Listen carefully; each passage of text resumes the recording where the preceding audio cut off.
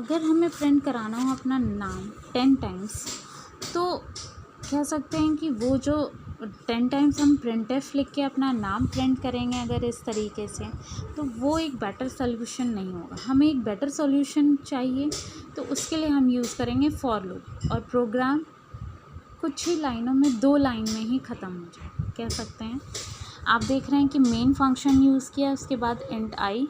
For loop के अंदर कहाँ से प्रिंट कराना है, 1 से 10 तक 10 बार प्रिंट कराना है, या 1 लाइन से 10 लाइन तक। इंक्रीमेंट ऑपरेटर यूज़ किया और प्रिंट करा दिया अपना नाम, और आप देख सकते हैं ये 2 लाइन हमने यूज़ की और हमारा प्रोग्राम कंप्लीट हो गया। और 10 टाइम्स, नंबर ऑफ़ टाइम्स जितने बार भी हम प्रिंट कराना चाहते हैं अपना नाम, कोई भी डेटा रिपीटेडली, वो हम प्रिंट करा सकते हैं यूजिंग फॉर लूप। तो इसीलिए यूज़ करते हैं फॉर लूप का। इसके बाद अगर कुछ इम्पोर्टेंट चीज़ें हैं जो फॉर लूप के बारे में हमें जानना ज़रूरी है। Some various forms of for loop in C. Number 1 is, instead of using i plus plus use के अलावा we can use i is equal to i plus 1। हम जहाँ पे आई प्लस प्लस का यूज़ करते हैं, हम उसकी जगह i is equal to i plus 1 भी कर सकते हैं। अगर आपको इसकी जगह कहीं ये दिखाई दे, तो आप ये नहीं कह सकते कि ये रॉन्ग है, इनवैलिड है, ये बिल्कुल सही है। For example, i is equal to 1, i is less than equal to 10, i is equal to i plus 1, ये करेक्ट है, कोई प्रॉब्लम नहीं है इसमें। यानी कि आई प्लस प्लस को हम i is equal to i plus 1 भी कह सकते हैं। बेसिकली वो आई में एक इंक्रीमेंट ही कर रहा है, तो हम उसको i is equal to i plus 1 भी कह सकते हैं। Second is, initialization part can be skipped from for loop. यानी कि हम कहाँ से प्रिंट कराना चाहते हैं वो पार्ट स्किप कर सकते हैं फॉर लूप के सिंटेक्स। जैसे कि आपको पता है फॉर लूप में हम सबसे पहले इनिशियलाइजेशन लिखते हैं कि कहाँ से हमको प्रिंट कराना, ये पार्ट आप स्किप कर सकते हैं। आप देख रहे हो फॉर एग्जांपल में हमने क्या किया, फॉर लूप में ये पार्ट स्किप कर दिया, बट सेमी कॉलन रहेगा, टेस्ट कंडीशन रहेगी, इंक्रीमेंट डिक्रीमेंट में, तो ये पार्ट गया कहाँ।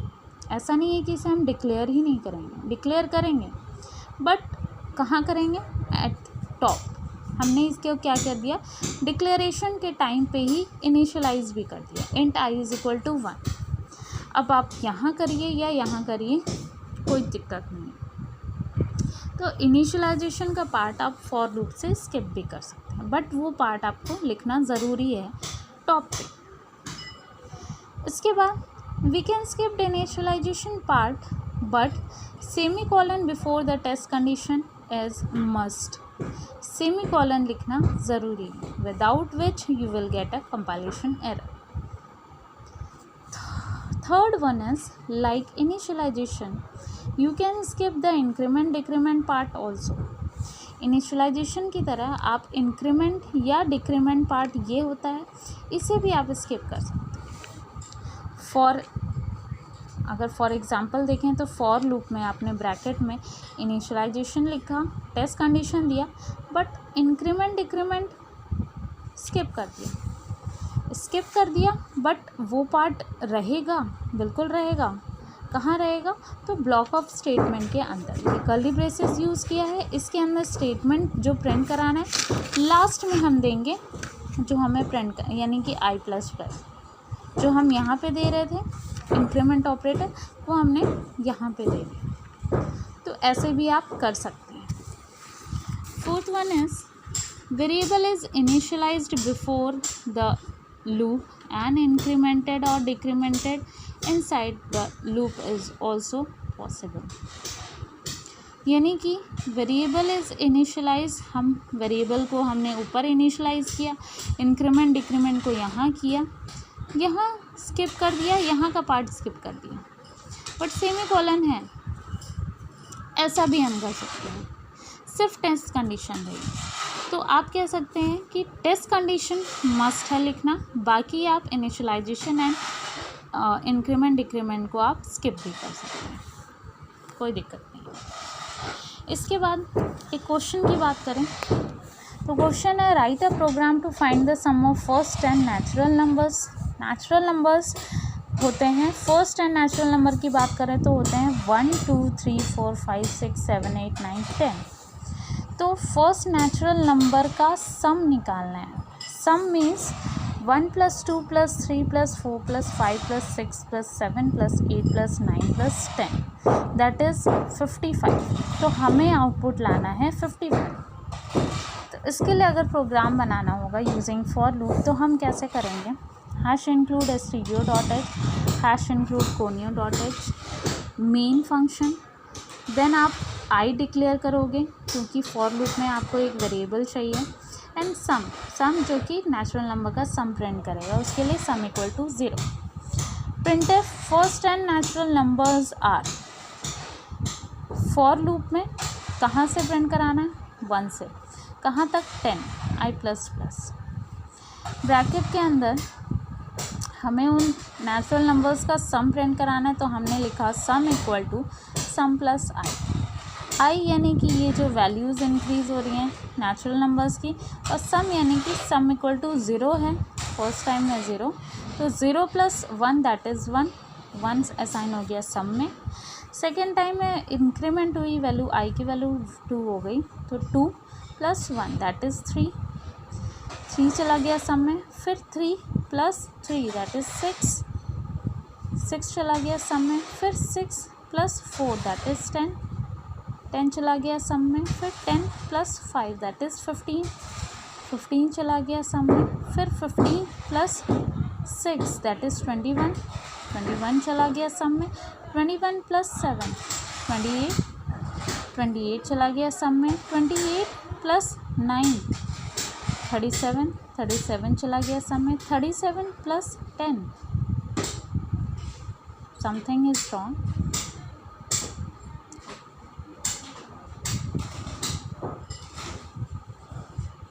तो total is 55।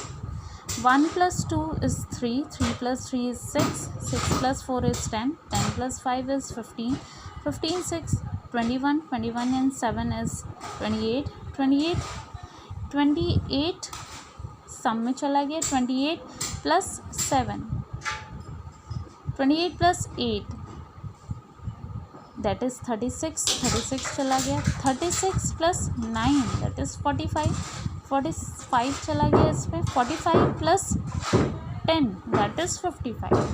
Answer will be, sum आ जाएगा फर्स्ट नेचुरल नंबर का 55। और जैसे ही इसकी वैल्यू आई की वैल्यू 10 के इक्वल होगी, इसके बाद ये आउट ऑफ द लूप आएगा और लूप के बाहर लिखा हुआ printf %sum, सम की वैल्यू ये 55 प्रिंट करेगा। पहले नेचुरल नंबर्स प्रिंट करेगा जो कि ब्रैकेट के अंदर है, कोड के अंदर है, और उसके बाद प्रिंट करेगा आपका सम। तो ये क्वेश्चन हो गया सम ऑफ फर्स्ट 10 नेचुरल नंबर्स निकालने के। इसके बाद बात करें तो 10 नेचुरल नंबर्स का सम तो हमने देख लिया। अगर हमें n नेचुरल नंबर्स का सम चाहिए तब हम कैसे निकालेंगे, इसके लिए दो चीज़ें आपको पता आनी चाहिए कि stdio.h, #include conio.h, main, int आई जो कि लूप के लिए है, n यानी कि यूज़र एंटर करेगा उसे कहाँ तक की सीरीज़ का सम चाहिए, and sum = 0। printf enter the value of n, user से इनपुट कराएंगे, n की वैल्यू स्कैन करा लेंगे %d n। For loop i = 1 से स्टार्ट होगा, ये तो पता है, बट कहाँ तक जाएगा वो हमें नहीं पता है, वो यूज़र बताएगा। तो i > n, n जो कि यूज़र एंटर करेगा, और i++। बाकी ब्लॉक्स ऑफ कोड जो रहेंगे वो सेम रहेंगे, यानी कि sum = sum + i, printf %d sum and get ch। तो अगर यूज़र n की वैल्यू 5 एंटर करता है, इट मीन्स ये 5 तक चलेगा। तो सम की वैल्यू फर्स्ट टाइम में 0, 0 + 1 दैट इज़ 1, 1 चला गया। 1 + 2 दैट इज़ 3, 3 चला गया सम में। 3 + 3 दैट इज़ 6 चला गया सम में। 6 + 4 दैट इज़ 10 चला गया सम में। 10 + 5 दैट इज़ 15, 15 चला गया सम में। और आपको पता है कि वैल्यू n की वैल्यू 5 ही है तो 5 तक चलेगा। बाकी जैसे ही n की i की वैल्यू 6 होगी ये आउट ऑफ द लूप आ जाएगा और प्रिंट कर देगा सम। तो आंसर जो आ जाएगा n equal to 5 and sum equal to 15 है। बात करें एक और प्रोग्राम की, तो write a program to display the n terms of odd natural numbers and their sum. अब बात करें ऑड नेचुरल नंबर्स की और उनके सम की, तो ऑड नेचुरल नंबर्स होते हैं 2 1 3 1 3 5 7 9 इस तरीके से। तो यूज़र जितने नंबर ऑफ टर्म्स एंटर करेगा ऑड नंबर्स उतने का सम प्रिंट कर देगा। तो मेन के अंदर एंड आई n जो कि यूज़र एंटर करेगा sum equal to 0। Printf enter the number of terms, user enter करेगा कितने टर्म्स का उसे सम चाहिए, स्कैनफ एम्परसेंट n में स्टोर कर देंगे n की value. For i is equal to 1 से लेकर कहाँ तक जाएगा, n तक जाएगा i प्लस प्लस। क्या करना है, printf %d 2 into i minus 2 into i minus 1 इसलिए किया गया है बिकॉज हमें ऑड नंबर्स चाहिए। तो अगर फर्स्ट टाइम में i की वैल्यू 1 है तो 2 इंटू 1 माइनस 1, 2 1 जा 2 माइनस 1 दैट इज़ 1। i की वैल्यू 2 तो 2 2 जा 4 माइनस 1 दैट इज़ 3। i की वैल्यू 3 तो 2 3 जा 6 माइनस 1 दैट इज़ 5। तो हमें ऑड वैल्यूज़ मिल जाएंगी और उनका सम निकालने के लिए sum equal to sum plus 2 into i minus 1 ही रख देंगे यहाँ पे, तो हमें सम पता चल जाएगा उनका और लास्ट में हम प्रिंट करा देंगे सम को। तो अगर n की वैल्यू यूज़र 5 एंटर करता है तो इट मीन्स कि जो टर्म्स हो गए वो हो गए 1 3 5 7 9 एंड अगर इनका सम की बात करें तो 1 plus 3 that is 4 plus 5 9 9 7 16 plus 9 that is sum आ जाएगा 25। तो इस तरीके से हम कह सकते हैं कि हम फॉर लूप का यूज़ करके प्रोग्राम को बहुत ईज़िली एग्जीक्यूट करा सकते हैं। अगर एक और प्रोग्राम की बात करें, write a program to find the cube of a number. हमें up to a given integer, हमें किसी एक नंबर का क्यूब चाहिए जहाँ तक हम प्रिंट कराना चाहते हैं। सपोज़ हम 3 तक प्रिंट कराना चाहते हैं हर एक का नंबर का क्यूब, तो 1 का क्यूब 2 का क्यूब एंड 3 का क्यूब आंसर आना चाहिए। उसके लिए हमने hash include stdio dot h, hash include conio dot h, main function int i loop चलाने के लिए n कितने नंबर ऑफ टर्म्स का क्यूब चाहिए एंड क्यूब निकालने के लिए क्यूब एक वेरिएबल है। Printf enter the value of n, user enter करेगा वैल्यू ऑफ n। इसके बाद स्कैनफ एम्परसेंट n स्टोर कर देंगे n को। For i is equal to 1 से स्टार्ट होगा, 1 is less than i is less than n तक जाएगा i प्लस प्लस। कोड क्या होगा अगर ये कंडीशन ट्रू होती है तो प्रिंट एफ %di, पहले तो i की वैल्यू प्रिंट करेगा कि वैल्यू क्या है और उसका क्यूब निकालने cube equal to i into i कर देगा and printf %d cube. Suppose n की वैल्यू यूज़र 3 एंटर करता है तो 3 आपको पता है कि i की वैल्यू 3 तक जाएगी, तो पहली बार में i की वैल्यू 1, क्यूब की बात करें तो 1 इंटू 1 प्रिंट कर देगा क्यूब, यानी कि n की वैल्यू 3 है तो 1 आएगा और ये 1 आएगा। फिर i की वैल्यू 2 हो जाएगी तो 2 इज़ लेस देन 3, 2 प्रिंट करेगा 2 का क्यूब करेगा 2 इंटू 2 दैट इज़ 8 प्रिंट कर देगा क्यूब।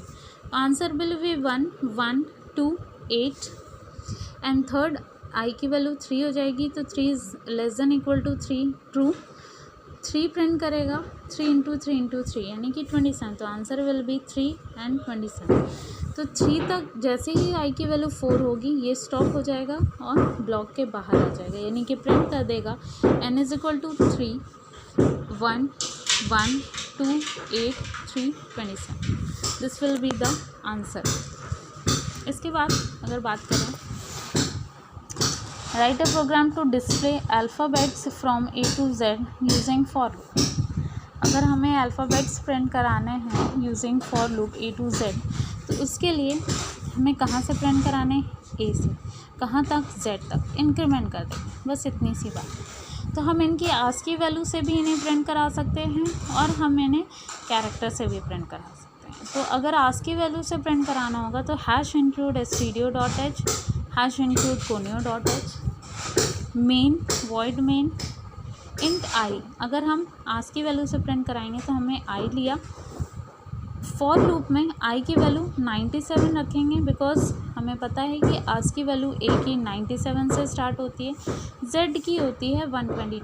तो कहाँ से स्टार्ट किया हमने, 97 से, और कहाँ तक ले गए, 122 तक, एंड आई प्लस प्लस कर दिया। हर बार इंक्रीमेंट होगा और ब्लॉक में printf %d आई किया, यानी कि जो इंटीजर है वो प्रिंट करेगा, उसके बाद कैरेक्टर प्रिंट करेगा, यानी कि उसकी कैरेक्टर वैल्यू प्रिंट कर देगा।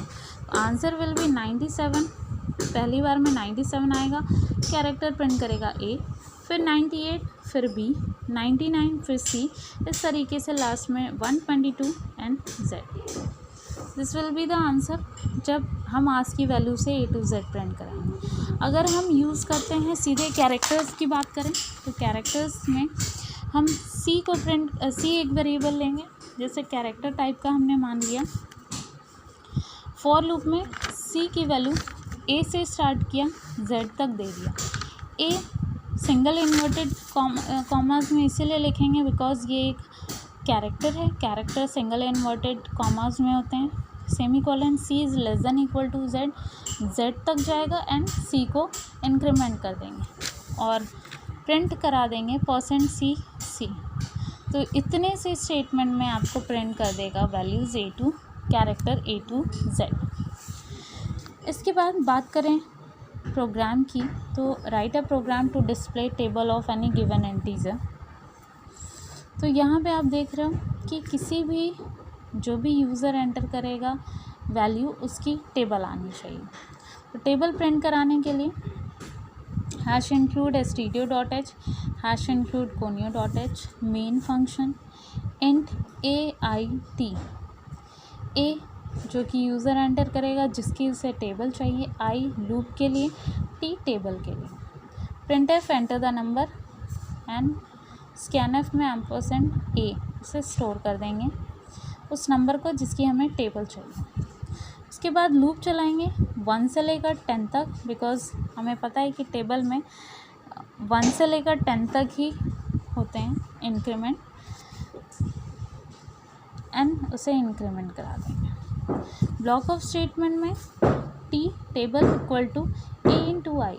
हमें पता है ए यूज़र जो वैल्यू एंटर करेगा, सपोज़ उसने एंटर किया 5, तो 5 इंटू आई की वैल्यू 1, तो 5 इंटू 1 दैट इज़ 5, टी की वैल्यू आ जाएगी 5, प्रिंट कर देगा 5।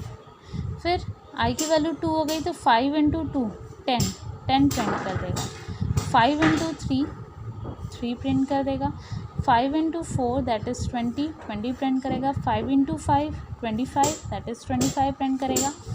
5 इंटू 6 दैट इज़ 30, तो टी की वैल्यू 30। 5 इंटू 7 35 प्रिंट करेगा। 5 इंटू 8 40 प्रिंट करेगा। 5 9 जा 45 प्रिंट करेगा। 5 10 जा 40 प्रिंट करेगा। यानी कि आई की वैल्यू 10 तक गई। जैसे ही आई की वैल्यू 11 हो जाएगी, इंक्रीमेंट होगा, चेक करेगा, कंडीशन गलत होगी और वो लूप के बाहर आ जाएगा। इट मीन्स कि 5 की वैल्यू 5 का जो टेबल होगा वो 10 तक आ जाएगा, हमें प्रिंट करने को मिल जाएगा। तो ये था फॉर लूप, जिसमें आपने देखा कि जितने भी वैल्यूज़ हैं, जो भी काम हम करेंगे वो बहुत ही शॉर्ट वे में हो जाएगा। उसमें हमें ज़्यादा नंबर ऑफ़ लाइंस या लाइन ऑफ कोड की ज़रूरत नहीं पड़ेगी और वो बहुत ही शॉर्ट वे में हम फॉर लूप का यूज़ करके उस प्रोग्राम को कंप्लीट कर सकते हैं। टेबल को प्रिंट कराने के बहुत सारे तरीके हैं, बट ये जो होता है, ये जो तरीका है वो बेस्ट तरीका है और सबसे शॉर्ट टाइम लेता है एग्जीक्यूट कराने में। कॉम्प्लेक्सिटी की बात करें तो इसकी कॉम्प्लेक्सिटी बेस्ट हो। इसके अलावा भी बहुत सारे क्वेश्चंस हैं जो आप फॉर लूप से कर सकते हैं। फॉर लूप से हर एक प्रोग्राम को आप कर सकते हैं। जो भी नंबर ऑफ़ टाइम्स जिन डेटा को नंबर ऑफ़ टाइम्स प्रिंट कराना चाहते हैं वो डेटा आप इसके अकॉर्डिंग प्रिंट कर सकते हैं। Thank you.